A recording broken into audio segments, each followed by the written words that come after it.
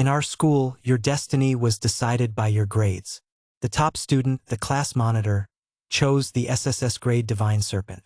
As for me, the bottom-ranked student, I was left with nothing but an F-grade Black Bear. Then the Great Freeze arrived, a cataclysmic winter that paralyzed the world. Thanks to the bear's resilience, I survived.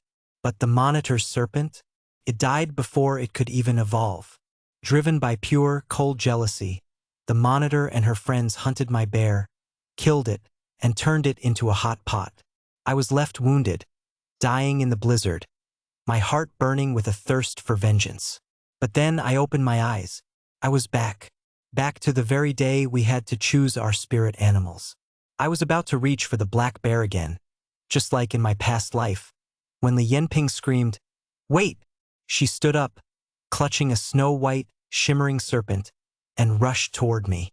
She thrust it into my arms as if terrified I'd pick the bear first. "The white snake is yours," she declared. "I want the black bear." The whole class was stunned. Even the teacher looked confused. This white serpent carried 80% ancient blood, a descendant of the celestial dragon. The black bear? It barely had 20%. The difference was night and day.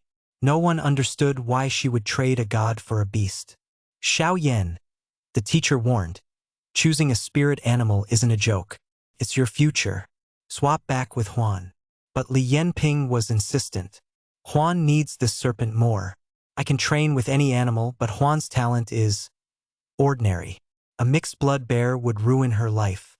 I'm doing this for her." The room went silent. They were moved by her selflessness. "Xiao Yan, what are you waiting for?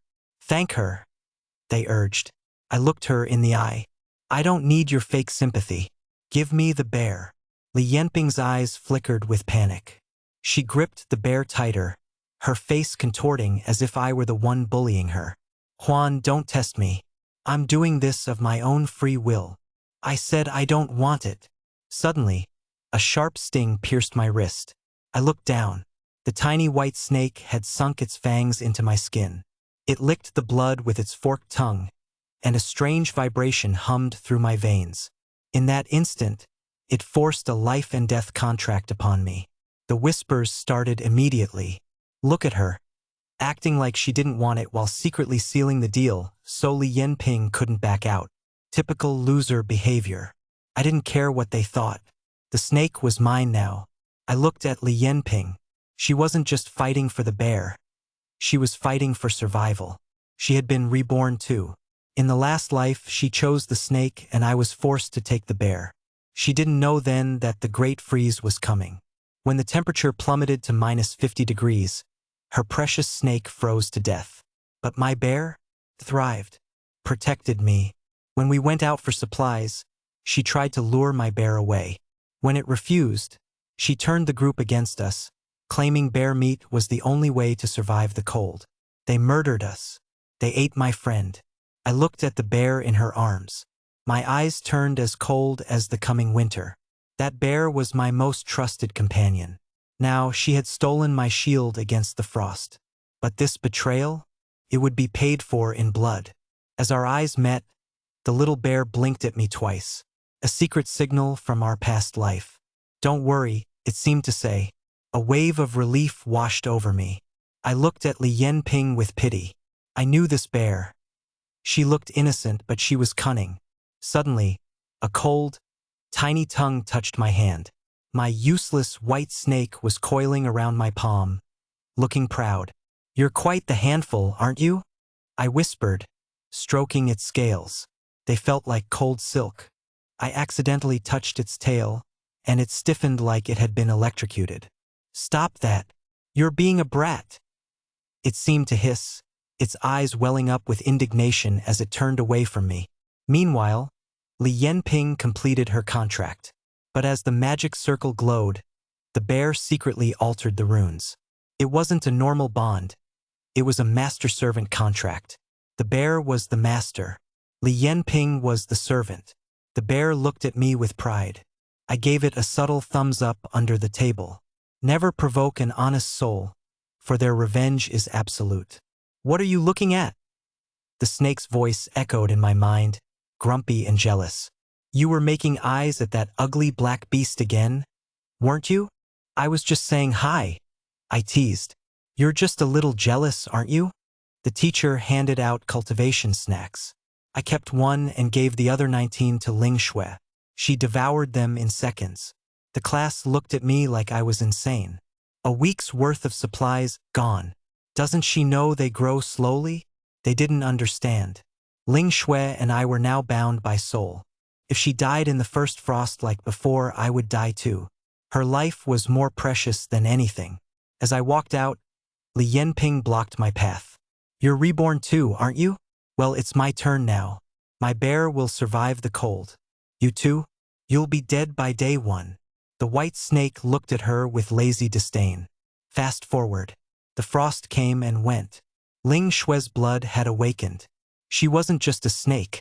She was a primordial deity. Huan, she whispered, her breath warm against my neck, her tail coiling around my waist. I saved the world. What's my reward?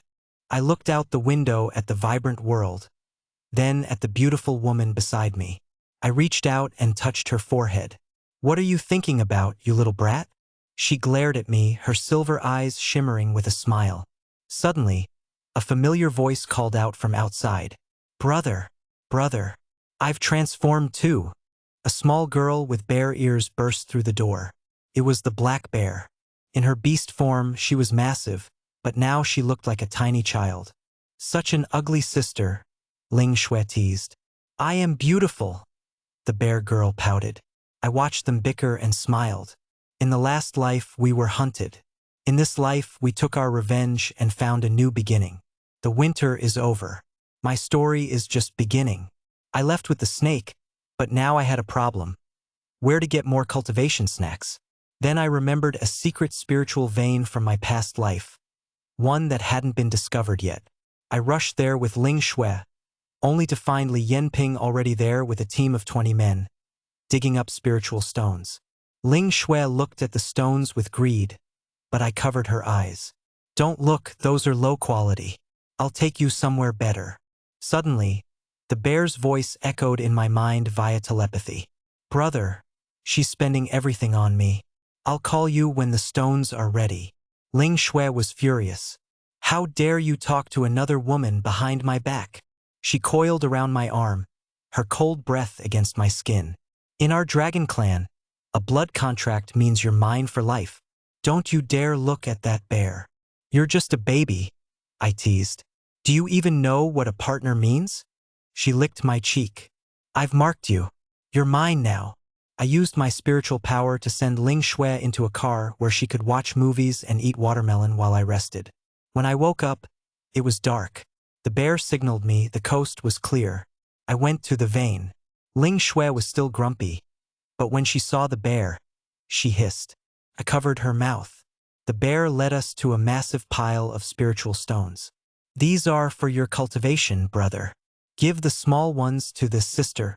Ling Shui was outraged. He's just trying to suck up to me. I'm going to bite him. But when she saw the bear's true power, she quickly hid behind my legs. Typical, bullying the weak and fearing the strong.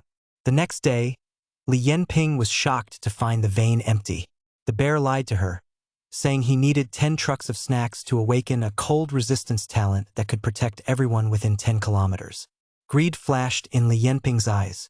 If she could protect everyone, she'd be the queen of the apocalypse. She sold everything, her house, her car, her jewelry, to buy those snacks. But 99.9% of those snacks went to me and Ling Shui. While Li Yanping was eating plain buns and cheap sauce, Ling Shui was evolving rapidly. She grew as thick as a bucket, her white scales shimmering with power. I felt my own strength multiplying. Meanwhile, the bear didn't spend a single snack on himself. He just kept pressuring Li Yanping, telling her that if his talent didn't awaken, it was her fault. People started calling her a failure. Then, one night in June, the temperature plummeted. Snow began to fall. By noon the next day, it was minus 20 degrees. The Great Freeze had begun. At minus 50 degrees, the world turned into a frozen hell. But with my spiritual energy and Ling Shui's power, I didn't even feel the cold. Li Yanping was shivering in her dorm, wrapped in a thin blanket. Her power was gone because she'd given everything to the bear. The bear jumped on her bed, crushing her under his weight. "Good news," he whispered. "I've awakened." Li Yanping's eyes lit up, forgetting her broken ribs. "Quick, protect me. I'm your master." But when she checked the contract, she realized the truth. It was a master-servant contract, and she was the servant. The bear left her there, broken and freezing. 5 days passed. The school fell into chaos. People were fighting for food. Some tried to break into my room, but Ling Xue's divine consciousness sent them running in terror. "Get lost," her cold voice echoed. In Li Yanping's dorm, the bear finally finished her. He used a skill that sent a wave of warmth through the school. For others, it was a blessing. For Li Yanping, whose organs were already failing and kept together only by the frost, it was a death sentence. As the warmth hit her, her body began to defrost and fall apart. She died with her eyes wide open. The next morning, I woke up wrapped in a soft, warm body. I looked up to see a beautiful woman with silver hair and translucent skin. It was Ling Xue. She had finally transformed. "Did you miss me?" she whispered, coiling her tail around my waist. She leaned in and kissed me. "I've already marked you. You're mine." She had been sleeping to awaken her innate talent. Her blood was pure, making her a primordial deity. The snow stopped, the clouds parted, and for the first time in a long time, the sun came out. The great freeze was over. "Huan," Ling Xue whispered, "I saved the world. What's my reward?" I touched her forehead. "What are you thinking about, you little brat?" She smiled, her silver eyes shimmering. Suddenly, the door burst open. A little girl with bare ears ran in. "Brother, I've transformed too." "Such an ugly sister," Ling Xue teased. "I am beautiful," the bear girl pouted. I watched them bicker and smiled. In the last life, we were the prey. In this life, we took our revenge and found a new beginning. The winter is over. My story is just beginning.